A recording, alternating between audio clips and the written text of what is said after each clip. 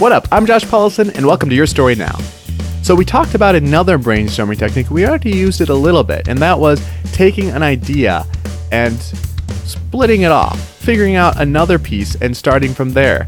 So we really want to figure out a lot more about this drag and writer deal. So let's do that. Now we had the dab structure that we're using, but we can also go here. Again, the goal is to develop out your story. So if you like using this technique or you like using this and then transferring over to the dab method, that's okay. You're not bound to just use one technique. It's really just how do you get moving forward on the story. So let's look at drag and rider. Okay, what does that make me think of? What does drag and rider make me think of? Well, it makes me think of horse riding.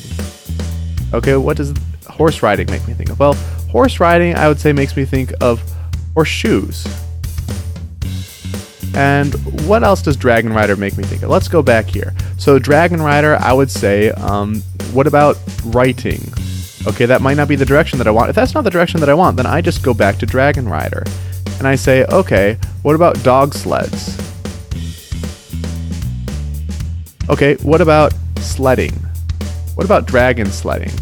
What about winter dragons? What this is doing is that this is helping me develop ideas to expand my world. So perhaps, rather than the typical forest dragon setup, what if I actually had it be in a snowy world? What if that was my focus? What if dragons were actually flying ahead of sleds and helping to pull the sleds?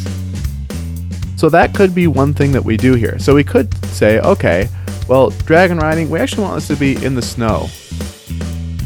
And so it could be that dragons were found to be great because they wouldn't get slogged down by deep snow. So they were invaluable for moving sleds because they would be able to just fly over it and keep the sleds moving. So by using the restart point technique, what we have done is that we have said, okay, I want to come up with more drag and rider, and you could take this so much farther.